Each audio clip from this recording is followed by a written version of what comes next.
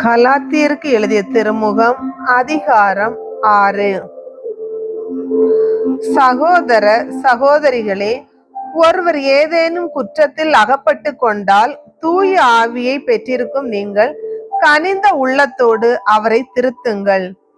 அவரை போல் நீங்கள் சோதனைக்கு உள்ளாகாதவாறு பார்த்து கொள்ளுங்கள். ஒருவர் மற்றவருடைய சுமைகளை தாங்கிக் கொள்ளுங்கள். இவ்வாறு கிறிஸ்துவின் சட்டத்தை நிறைவேற்றுவீர்கள். பெருமைக்குரியோராய் இல்லாதிருந்தும் தம்மை பெரியவர் என கருதுவோர் தம்மையே ஏய்த்து கொள்கின்றனர்.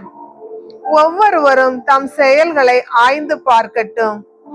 அப்பொழுது தம்மை பிறரோடு ஒப்பிட்டு பெருமை பாராட்டாமல் தாம் செய்த செயல்களை பற்றி மட்டும் பெருமை பாராட்ட முடியும். ஒவ்வொருவரும் அவரவர் சுமையை தாங்கிக் கொள்ளட்டும். இறை வார்த்தையை கற்றுக்கொள்வோர் அதை கற்றுக் கொடுப்போருக்கு தமக்குள்ள நலன்கள் அனைத்திலும் பங்கு அளிக்க வேண்டும். ஏமாந்து போக வேண்டாம். கடவுளை கேலி செய்ய முடியும் என நினைக்காதீர்கள். ஒருவர் தாம் விதைப்பதையே அறுவடை செய்வார். தாம் ஊன் இயல்பாகிய நிலத்தில் விதைப்போர் அந்த இயல்பிலிருந்து அழிவையே அறுவடை செய்வர். ஆவிக்குரிய வாழ்வாகிய நிலத்தில் விதைப்போர் அந்த ஆவி அருளும் நிலை வாழ்வை அறுவடை செய்வர். நன்மை செய்வதில் மனம் தளராதிருப்போம் ஆக. நாம் தளர்ச்சி அடையாதிருந்தால் தக்க காலத்தில் அறுவடை செய்வோம். ஆகையால் இன்னும் காலம் இருக்கும் போதே எல்லாருக்கும், சிறப்பாக நம்பிக்கை கொண்டோரின் குடும்பத்தினருக்கும் நன்மை செய்ய முன்வருவோம். இப்பொழுது என் கைப்பட நான் உங்களுக்கு எழுதுகிறேன். எவ்வளவு பெரிய எழுத்துக்களில் எழுதுகிறேன் பாருங்கள்.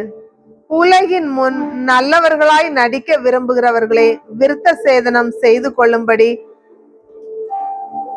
உங்களை கட்டாயப்படுத்துகிறார்கள். கிறிஸ்துவின் சிலுவையை முன்னிட்டு தாங்கள் துன்புறுத்தப்படாமல் இருக்கவே அவர்கள் இப்படி செய்கிறார்கள். விருத்த சேதனம் செய்து கொண்ட அவர்களே திருச்சட்டத்தை கடைபிடிப்பதில்லை. ஆனால் உங்கள் உடலில் செய்யப்படும் அறுவையை முன்னிட்டு தாங்கள் பெருமை பாராட்டி கொள்வதற்காகவே நீங்கள் விருத்த சேதனம் செய்து கொள்ள வேண்டும் என விரும்புகிறீர்கள். நானோ நம் ஆண்டவர் இயேசு கிறிஸ்துவின் சிலுவையை அன்றி வேறு எதை பற்றியும் ஒருபோதும் பெருமை பாராட்ட மாட்டேன்.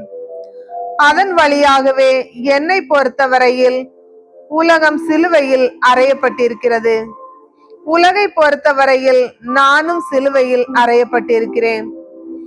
விருத்த சேதனம் செய்து கொள்வதும் செய்து கொள்ளாமல் இருப்பதும் ஒன்றே. புதிய படைப்பாவதே இன்றியமையாதது.